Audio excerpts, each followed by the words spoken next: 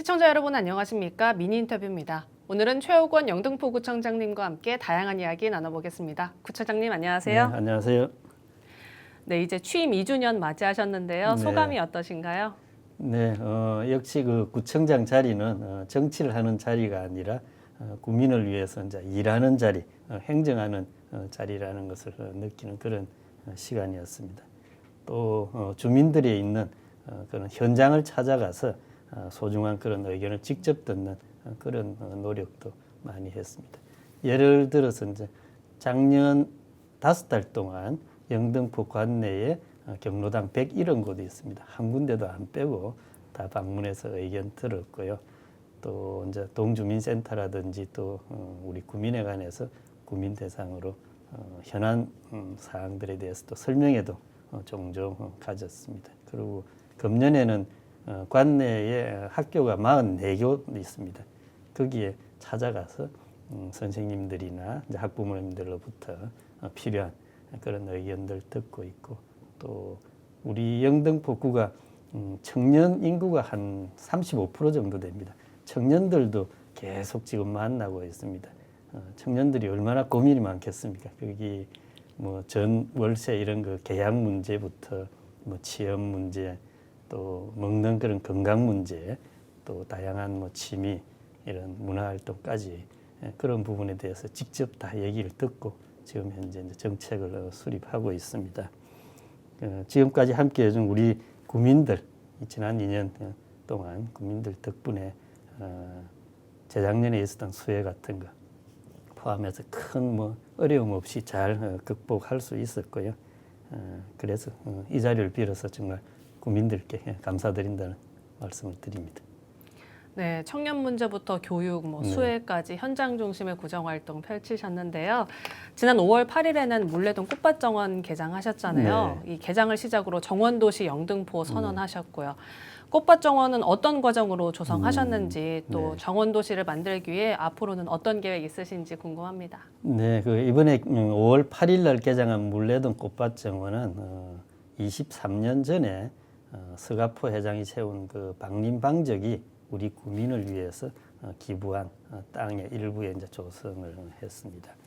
그 조성 예산 이제 일단 서울시 예산 23억 지원받았고, 또 아시아 산림 협력 기구라고 하는 국제기구의 또 그 협찬금을 받아서 조성했는데, 우리 구 예산 한 푼도 안 들이고 이렇게 조성했습니다.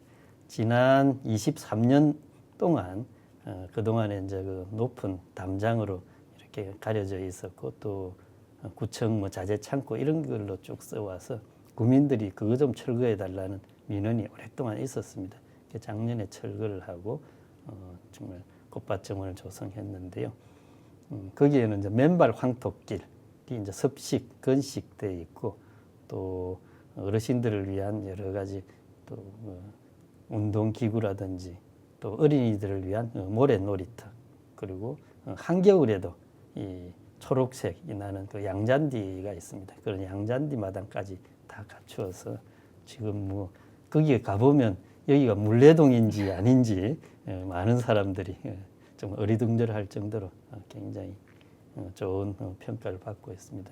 이 정원도시 영등포를 만드는 것은 단순히 꽃을 심는 게 아니라 과거에 어떤 그 쇠를 깎고 또 구도심, 낡은 그런 도시 영등포의 이미지를 근본적으로 바꾸는 그런 사업이 되겠습니다. 그래서 양천의 거기 목동교부터 국회대로 국회 정문 앞까지를 차로를 한 차선씩 줄입니다. 줄여서 그럼 이제 보도가 늘어나겠죠. 그 넓어진 보도에 이제 정원을 또 조성하고요. 또 이 조성된 지 40년 된 물레 걸린공원 그 부분도 이제 근본적으로 리모델링하는 그런 계획을 수립하고 있습니다. 그리고 여의도 그 색강령 옆에 가보면 앙카라 공원 아시잖아요. 거기에도 환경부 예산 10억 지원받아서 물의 정원이라는 그런 테마로 조성했는데, 다음 달 8월 달에 이제 개장할 그럴 예정으로 있습니다. 그래서 앞으로 이제 생활 가까이에 이 꽃과 정원이 있는 그런 영등포로 만들어 나가겠습니다. 네. 제가 계속 들어보니까 이게 행정뿐만 아니라 주민들이 함께 만들어 나가는 정원도시라는 네. 생각이 드는데요. 네, 그렇게 되면 남녀노소 누구나 살기 참 좋아질 것 같습니다. 네, 구청장님께서 4차 산업혁명 시대의 과학교육의 중요성을 또 강조하셨잖아요. 네. 그러면서 올해 1월에는 미래교육재단도 출범하셨습니다. 주요 사업과 그간의 성과에 대해서 좀 얘기해 주시죠. 네, 한 나라의 이제 과거를 알려면 박물관에 가보면 되고요. 또 그 나라의 미래를 알려고 하면 이제 과학관에 가보면 된다. 그건 제가 이렇게 늘 하는 얘기입니다. 그래서 이제 작년 1월에 저는 이제 우리 구청하고 서울시 교육청하고 과학교육특별구 MOU를 맺었습니다. 그걸 바탕으로 작년 4월에 서울시 교육청으로부터 우리 구 미래교육재단 설립 인가를 받았습니다. 그래서 이제 작년 하반기에 준비를 해가지고 미래교육재단이 금년 1월에 이제 본격 출범해서 지금 사업을 하고 있습니다. 핵심적인 사업은 세 가지죠. 첫째는 이제 미래 과학 인재 양성하는 것, 두 번째는 우리 국민들의 평생 학습 도시 만드는 거기에 또 기여를 하고, 세 번째는 약자와 동행하는 그런 업무를 이 미래교육재단이 담당하고 있습니다. 금년 6월부터 우리 영등포 관내에 있는 초등학생, 중학생 2만 명 모두에게 과학문화 이용권, 즉 국립 과천과학관 같은 그런 그 과학관 연간 회원권을 이렇게 제공해 드리고 있습니다. 이거는 다른 구에 없는 정말 우리 미래교육재단의 아주 대표적인 사업이 되겠습니다. 그렇게 해서 앞으로 우리 영등포는 일반 국민 대상으로 또 명품적인 그 평생학습 그런 프로그램도 많이 제공하고, 또 발달 장애인이라든지 또 70대, 80대 한글 이렇게 모르시는 초등학교조차 안 나오신 그런 분들 또 교육하는 널푸름 학교, 그리고 또 학교 밖 청소년 이런 분들 그 학생들 또 교육 기회를 주는 약자와 동행하는 교육, 이런 것들도 이제 미래교육재단을 통해서 열심히 해 나가겠습니다. 정말 앞으로 명품 교육 도시가 되도록 최선을 다하겠습니다. 네, 잘 들었습니다. 최근 중공업 지역 공동주택 용적률이 400%까지 상향이 되고, 상업지역 주상복합 건물 상가 비율 10% 이상 완화 등의 내용으로 서울시 도시계획조례가 2차례 개정됐잖아요. 네, 그렇습니다. 앞으로 재개발, 재건축이 활발해질 것으로 기대되는데 어떻게 보시나요? 정말 우리 영등포구의 재개발, 재건축 사업은 이제 다른 구에 비해서 상대적으로 굉장히 늦었습니다.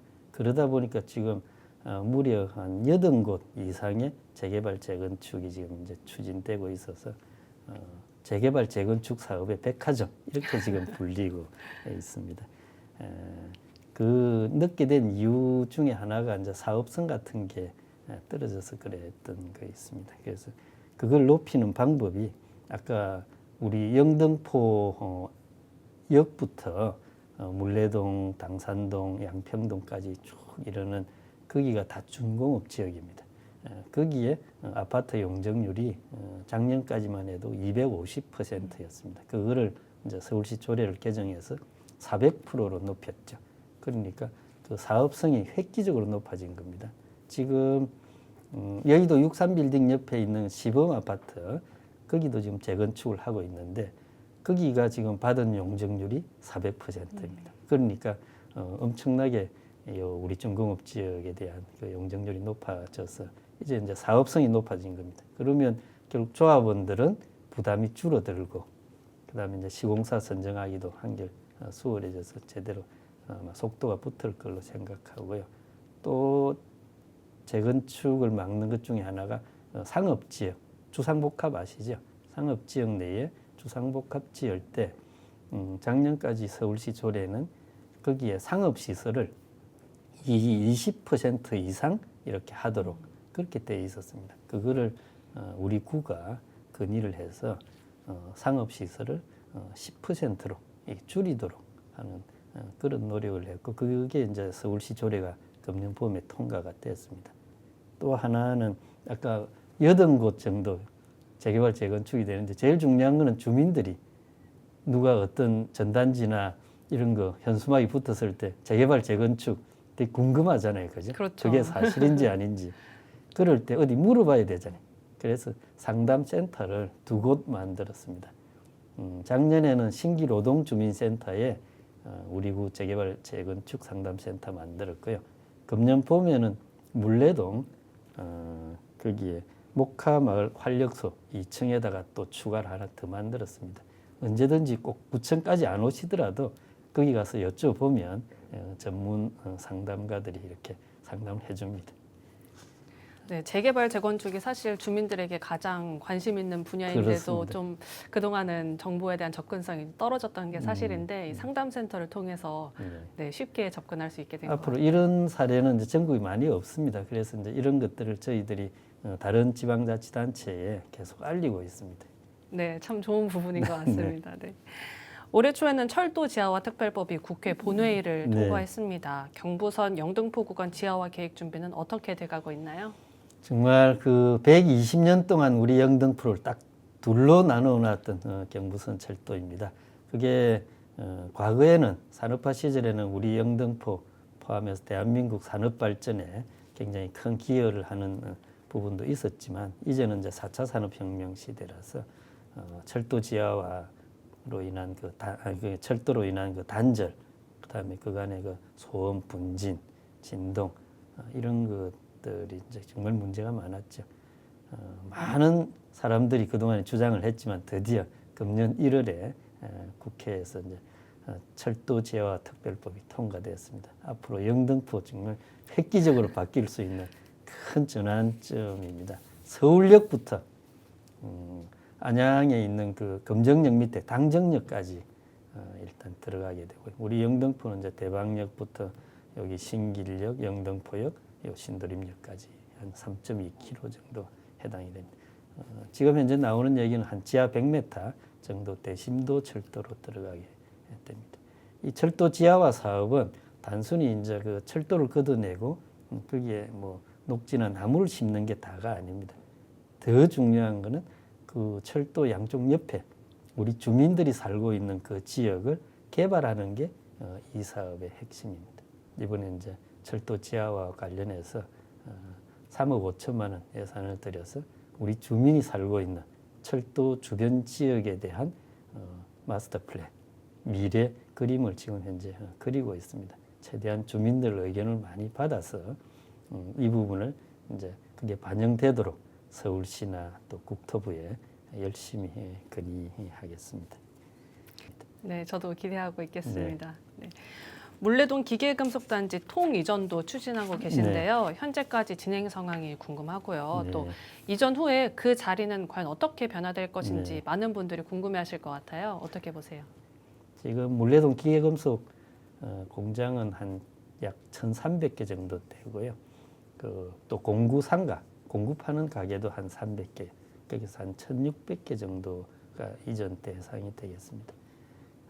기계금속 상가의 이제 특징은 한 90% 정도 분들이 임대료를 내는 자가 소유의 그 공장이 아니라 땅을 빌려서 이렇게 사업을 하시는 임대 사장님들입니다. 그러니까 열심히 벌어도 이 임대료 계속 높아지니까 그 부담이 되겠죠. 그리고 기계금속 그 단지의 두 번째 특징은 서로 협업하는 그런 시스템입니다. 그래서 누구는 가고 누구는 안 가고 이런 게 아니라 어떤 하나를 주문받으면 자기 가게에서 이제 1단계 가공하고 나면 옆에 가게가 또 2단계, 3단계 이렇게 해서 완제품은 저 뒤쪽에서 나오지. 그렇게 협업 시스템이라 통으로 이전할 수밖에 없습니다. 이번에 이제 국회가 새로 구성이 됐지 않습니까? 산업통상자원위에 있는 국회의원들 찾아가서 우리나라 뿌리 산업의 이전 육성에 대한 그런 특별법 제정 같은 것도 건의를 하고 산업통상자원부에도 적극적으로 노력을 해 나가겠습니다. 제가 이제 옮길 그 부지는 한 10만 평 정도 필요합니다. 그래서 요즘 주말마다 이렇게 서울 외곽 지역이라든지 또 가까운 수도권에 산업단지 조성해 놓은 그런데 현장도 우리 물레동 사장님들하고 같이 둘러보기도 하고 또 그쪽에 있는 그 자치단체 장님들도 같이 제가 방문해서 계속 의견 나누고 있습니다.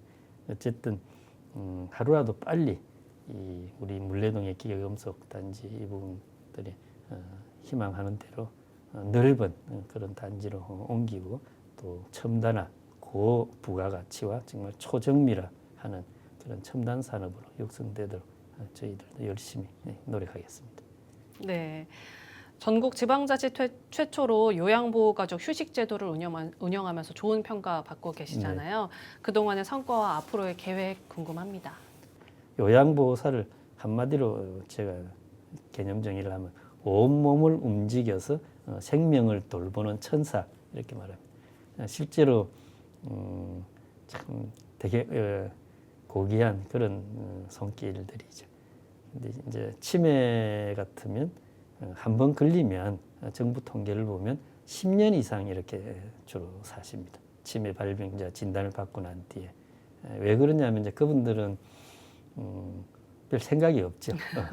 배가 고프면 밥 달라고 그러고 졸리면 그냥 주무신다고 그러고. 그러니까 스트레스가 없는 것 같습니다.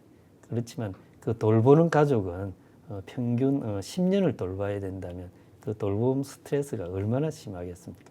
그래서 그 부분에 있어서 저희들이 조금이라도 이렇게 덜어드리자 하는 그런 취지로 작년에 우리 영등포 주민들 대상으로 자원봉사자를 모집했습니다. 그랬더니 놀랍게도 700명 이상의 이제 자원봉사자분들이 지원해 주셨고요. 그래서 2인 1조로 이렇게 그 가정에 보내드립니다. 그러면 조금 그 돌보는 가족은 그 시간 동안 당분 몇 시간이라도 어디 야외에 가서 조금 산책을 하든지 차를 한 잔 마시든지 뭐 이미용을 하든지 뭐 장을 보든지 할 수 있겠죠. 그래서 우리 이제 2인 1조로 가시는 분들 중에 절반 정도는 요양보호사 자격증을 갖고 계신 분들입니다.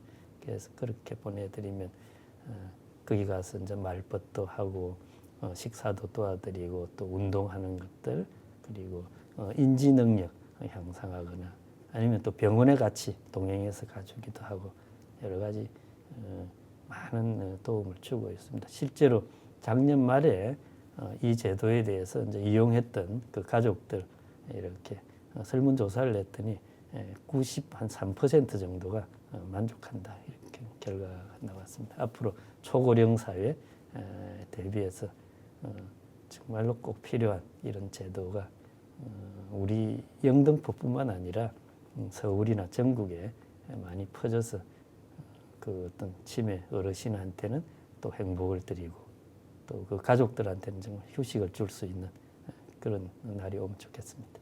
요양보호 가족들에게 참 큰 힘이 될 것 네. 같습니다. 네, 서울시가 작년 11월 말에는 영등포구 당산동에 서울 상상나라를 조성한다고 공식 발표했는데요. 서울 상상나라 어떤 곳인가요? 네. 서울 상상나라는 한마디로 이제 그 어린이 과학관이라고 보시면 되겠습니다. 유아와 어린이 대상의 과학 놀이터 과학관입니다. 근데 서울시가 이제 지난해 발표한 그는 이제 요즘은 애들 거의 안 낳는 그런 시대잖아요. 이제 저출생 시대라서 이 부분에 대한 대책으로 발표를 했는데요. 애를 안 낳는 이유가 딱 두 가지죠. 애를 키울 수 있는 교육, 그다음에 보육 인프라가 부족하다. 두 번째는 애를 키울 수 있는 집이 없다. 그래서 그 두 개를 이제 결합한 게 이 상상나라 이 사업입니다. 우리 그 구민회관 옆에 있는 그 주차장 부지 아실 겁니다. 그 2,200평 그게 서울시 땅입니다. 그래서 거기에다가 주상복합으로 짓게 되죠. 그러니까 상가에 해당되는 부분은 이제 어린이 집이라든지 아까 말했던 서울 상상나라라고 하는 유아과학 놀이터, 그다음에 어린이집, 키즈 카페, 어린이 병원, 어린이 약국, 뭐 어린이 유치원 다 이런 것들, 그다음에 또 마트 같은 것들도 다 들어가게 됩니다. 그리고 주상복합이니까 그 위에 부분에는 이제 380세대 집을 짓습니다. 임대주택인데요. 애를 이제 거기서 기를 수 있게 하는데 최장 12년 동안 임대를 해주고 주변 시세의 한 35%에서 한 70%까지 이렇게 저렴하게 해줍니다. 그러면 앞으로 이제 유아 교육의 파라군은 바로 우리 영등포구 당산동이 되겠습니다. 네. 영등포는 교통의 요충지로도 유명하지만 또 일부 지역에는 대중교통 노선 사각지대도 있는데요. 민선 8기 들어서는 이 부분에 대해서 어떤 노력 좀 기울이셨나요? 정말 도시 생활에서 가장 중요한 인프라 중에 하나가 대중교통 노선이죠. 그동안에 불편한 사각지대가 있어 왔습니다. 그런데 이제 신길 뉴타운 같으면 이렇게 입주한 지 7년 동안 8차선 대로에 시내버스 노선이 없었습니다. 대단히 불편했고요. 거기에 사는 인구가 거의 10,000명, 미니 신도시죠. 그거를 제가 와서 이렇게 서울시에 적극적으로 건의를 해가지고 6713번이라고 하는 새로운 시내버스 노선을 하나 신설했습니다. 버스 노선을 신설한다는 것은 대단히 어려운 겁니다.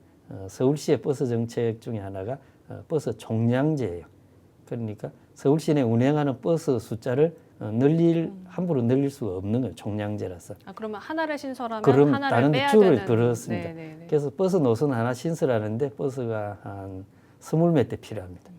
그러니까 다른 지역에 있는 20몇 대 버스를 이쪽으로 유치를 해야 되는데 그러면 그쪽에 사는 구청장이나 그 주민들은 그냥 있겠습니까? 그래서 지난 7년 동안 이 일이 안 되고 어려웠던 건데 어쨌든 재작년 가을에 6713번 노선을 새로 하나 신설해서 신길 뉴타운에 지금 다니고 있고요. 또 물레동에 보면 거기 또 아침에 출퇴근 시간에 굉장히 많은 분들이 지하철 타러 가고 버스 타러 가는데 안쪽에 이게 마을 버스 거기 이제 출퇴근용 그 버스가 부족해가지고 그랬습니다. 그래서 노선을 하나 아침 출근용 버스 그 버스가 8671번입니다. 그거를 아침에 6시 반부터 9시 10분까지 출근 시간만 이렇게 운행하도록 그렇게 해서 그 노선을 새로 하나 넣었고요. 또 코로나 끝나고 난 뒤에는 또 인천공항 갈 일이 많죠.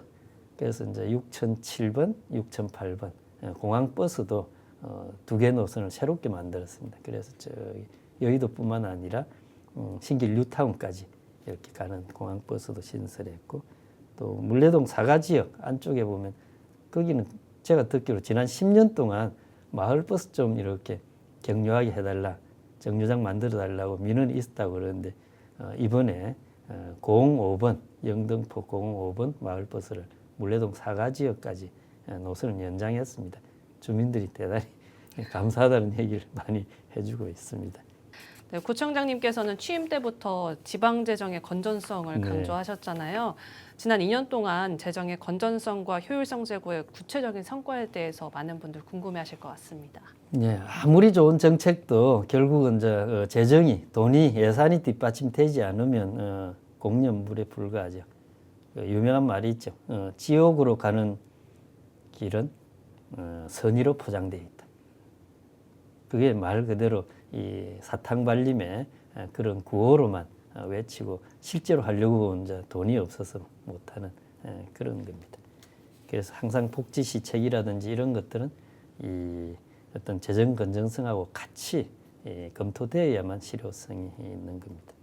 그리고 또 빚을 내서 이렇게 막 선심성으로 하고 그거는 결과적으로 지속 가능성이 없죠. 미래 세대한테 그 빚을 전가하는 겁니다. 그런 부분에 있어서 구정살림을 내 사업하듯이 그렇게 알뜰하게 아껴 쓰는 게 무엇보다 중요하고 또 아까 뭐 서울시로부터 예산을 이렇게 지원을 받는다든지 또 외부 기관에 후원금을 또 유치한다든지 하는 그런 것들도 되게 지방 재정에 도움이 되겠죠. 그게 흔히 구청이라고 하면 마치 돈을 쓰는 기관 이렇게만 인식을 하는데 저희들은 돈을 벌기도 합니다. 돈을 버는 방법을 몇 가지 제가 말씀을 드리겠습니다. 구의회에서요 작년도 결산검사에서는 우리 구청이 484억을 예산을 절감했다 이렇게 공식적으로 의결을 했고 또 금년도 구의회 결산검사에서는 535억 원을 예산 절감했다라고 공식적으로 이렇게 인정을 해줬습니다. 예를 들면 저 역전 옆에 보면 이제 쪽방촌이 있잖아요. 그게 이제 LH하고 SH하고 우리 구청 세 기관이 같이 투자해서 그 이제 도시 정비 사업을 하는 겁니다. 근데 당초에는 사업비의 50%를 LH, SH는 40%, 우리 구가 10%를 부담하게 돼 있었습니다. 그런데 이제 작년 말에 그 세 기관이 계약을 맺으면서 우리 구 10%를 5%씩 쪼개가지고 LH한테 5%, 그러니까 LH는 50%에서 55%가 됐고요. SH는 40%였는데 45%가 됐죠. 네. 그래서 우리 구는 재정 부담 없이 작년에 계약을 맺었습니다. 그게 몇천억짜리 사업인데 10%면 몇백억 되겠죠. 그렇게 해서 이제 예산을 절감하기도 하고요. 이렇듯이 곳곳에서 많이 외부 자원 유치하고 우리가 쓰는 거는 되게 알뜰하게 씁니다. 우리 구에서 위탁하거나 지원해주는 운영하는 시설이 한 260군데 정도 됩니다. 그래서 그 부분에서 이제 이용률이 떨어지는 그런 기관들은 통폐합을 했습니다. 그래서 운영비 줄인 게 한 69억 원 그 정도 되고요. 또 동청사 같은 것도 되게 오래돼서 지금 이제 새롭게 신축하는데 우리가 따로 땅을 사고 건물을 지으려면 한 3,400억 정도 들어갑니다. 그거를 어떻게 하느냐면 재개발, 재건축할 때 공공기업, 기부 체납하는 부분이 나오거든요. 그래서 그렇게 기부 체납하는 그거와 연계해서 우리 구 예산 별도로 안 들이고도 동청사를 더 이제 새롭게 또 넓게 이렇게 확충을. 그러니까 결과적으로 예산이 이제 절감이 되겠죠. 네, 지역 주민들로 구성된 우리 동네 톡파원 네. 있죠. 양방향 홍보 체계를 구축하기 위해서 시작하셨다고 들었어요. 톡파원의 역할은 무엇인지 궁금하고 또 진정한 지방자치를 실현하기 위해서 구민들과는 어떤 소통하고 계시는지도 궁금합니다. 그 뭐니 해도 이제 지방자치를 하는 이유는 이제 주민의 뜻을 담아서 이제 정책을 만들고 그 이제 실행하는 거라고 생각합니다. 그런데 중요한 거는 주민의 뜻을 그렇죠. 이렇게 이 행정기관에 전달하는 그런 수단이 꼭 필요하잖아요. 과거 같으면 직접 찾아오거나 뭐 좀 많이 불편했는데 오늘은 이제 과학기술이 발전돼서 SNS를 통해서 즉 스마트폰이죠. 실시간으로 서로가 소통을 할 수 있는 그런 시대가 왔습니다. 이 우리 동네 톡파원이 그런 겁니다. 바로 SNS를 통해서 구에서 하는 그런 여러 유용한 정보들, 또 바뀐 것들, 혜택들, 행사들 이런 것들을 카드 뉴스 만들어서 이제 제공해 드리면 쭉 톡파원들이 전파를 해주고요. 또 중요한 거는 이제 양방향 소통이죠. 그래서 이제 그분들 지역 주민들의 의견을 그 채널을 통해서 거꾸로 우리 구청까지 전달해주는 그런 역할을 합니다. 네, 어떻게 보면 참 효율성과 영향력으로 따지면 가장 큰 그런 사업인 것 같습니다. 그렇습니다. 네. 네. 마지막으로 구민들께 한 말씀 부탁드리겠습니다. 네, 주민들은 이제 선거를 통해서 이제 자기 정부를 선택하게 됩니다. 그 정부는 주민의 뜻을 받드는 게 참된 민주주의라고 하겠죠. 지방자치가 부활된 지 30년 지났습니다만은 아직까지 제대로 지방자치가 정착됐는지는 조금 의문이다 그런 얘기들도 많이 있습니다. 아직 중앙정치로부터 자유롭지 못한 그런 부분도 있는 게 현실이고요. 또 주민들보다는 공천해준 중앙정치인한테 충성을 한다든지 또 중앙정치인은 공천권 이런 걸 볼모로 이렇게 이제 좌지우지하는 구태여는 보수정치 이런 데 대한 주민들의 의견도 많이 있습니다. 그래서 이런 중앙정치의 당파적인 싸움이 이 지역에까지 영향을 미치지 않도록 그래서 우리 정말로 주민들이 주인이 되는 그런 진정한 지방자치를 우리 영등포에서 하고 싶습니다. 중앙 정치의 정쟁에서 벗어나가지고 오로지 우리 주민들의 땀과 눈물을 닦아주는 그런 생활자치 그리고 또 오로지 이제 국민의 이익, 국민만 바라보는 그런 구정을 저는 이끌고 싶습니다. 그리고 또 지금 당장의 어떤 그 가시적인 보여주기식의 성과보다는 우리 영등포의 긴 미래를 내다보고 씨앗을 뿌리는 그런 구청장, 그리고 다음 선거가 아니라 정말 미래 다음 세대를 위해서 씨앗을 뿌리는 그런 구청장을 되면 좋겠다, 그런 생각을 합니다.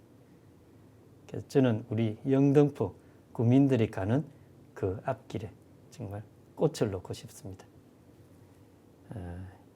제2의 한강의 기적, 그 다음에 영등포 르네상스를 만드는 그 길에 구민 여러분들께서 함께해 주시면 감사하겠습니다.